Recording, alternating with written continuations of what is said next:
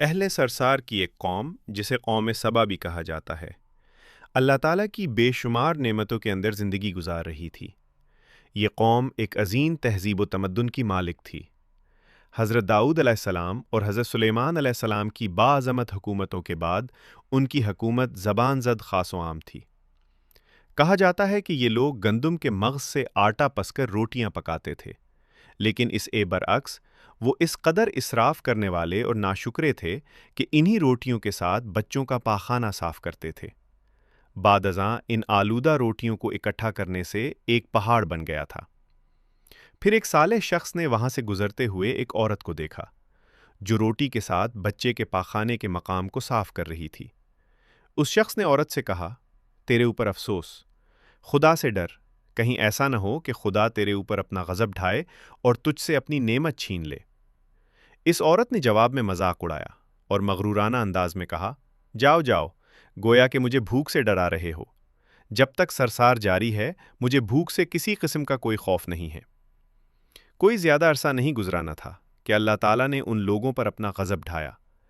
پانی جو کہ زندگی کی بنیاد ہے ان لوگوں سے چھین لیا، یہاں تک کہ قحط نازل ہوا۔ بات یہاں تک پہنچ گئی کہ ان کی ذخیرہ کی ہوئی تمام غذا ختم ہو گئی۔ آخر کار وہ مجبور ہو گئے کہ انہیں آلودہ روٹیوں پر ٹوٹ پڑے جو ان لوگوں نے اکٹھی کر کے پہاڑ کے مانند ڈھیر لگایا ہوا تھا، بلکہ وہاں سے روٹی لینے کے لیے صف لگتی تاکہ ہر کوئی وہاں سے اپنے حصے کی روٹی لے سکے۔ کفران نعمت۔ قحط اور ان کی بدحالی کے بارے میں متعدد روایات موجود ہیں۔ سورہ نحل کی آیت نمبر 112 اور 113 میں یوں ارشاد ہوتا ہے، اور اللہ نے اس بستی کی بھی مثال بیان کی ہے جو محفوظ اور مطمئن تھی۔ اس کا رزق ہر طرف سے باقاعدہ آ رہا تھا، لیکن اس بستی کے رہنے والوں نے اللہ کی نعمتوں کا انکار کیا تو خدا نے انہیں بھوک اور پیاس کا مزہ چکھایا، صرف ان کے ان اعمال کی بنا پر کہ جو وہ انجام دے رہے تھے۔ اور یقیناً ان کے پاس رسول آیا تو ان لوگوں نے ان کو جھٹلایا، تو پھر ان تک عذاب آ پہنچا کہ یہ سب ظلم کرنے والے تھے۔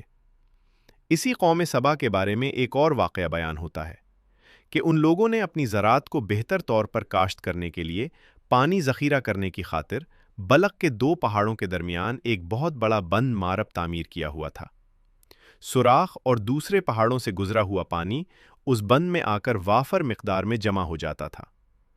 قوم سبا نے اس پانی سے صحیح طور پر استفادہ کرتے ہوئے وسیع و عریض اور بہت سے خوبصورت باغات لگائے اور کھیتی باڑی کو رونق بخشی۔ ان باغات کے درختوں کی شاخیں اس قدر پھلوں سے لدی ہوئی ہوتی تھیں کہ کہتے ہیں کہ اگر کوئی شخص سر پر ٹوکری رکھ کر ان کے نیچے سے گزرتا تو پھل خود بخود ٹوکری میں گرنا شروع ہو جاتے اور قلیل مدت میں ٹوکری تازہ پھلوں سے بھر جاتی۔ لیکن نعمتوں کی کثرت نے انہیں شکر کرنے کے بجائے سرمست اور غافل کر دیا تھا، یہاں تک کہ ان کے درمیان بہت بڑا طبقاتی نظام وجود میں آ چکا تھا۔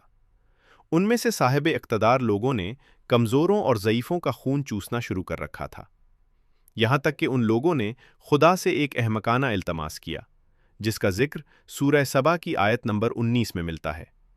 انہوں نے کہا، خدایا ہمارے سفروں کے درمیان فاصلہ زیادہ کر دے۔ انہوں نے اللہ تعالیٰ سے یہ التماس اس لیے کیا تاکہ غریبوں، بے نواح لوگوں، عمرہ اور ثروت مند ان کے ہمراہ سفر نہ کریں۔ ان کی خواہش یہ تھی کہ آبادیوں کے درمیان خشکی ہو اور فاصلہ بہت زیادہ ہو تاکہ تہی دست اور کم آمدنی والے لوگ ان کی طرح سفر نہ کر سکیں۔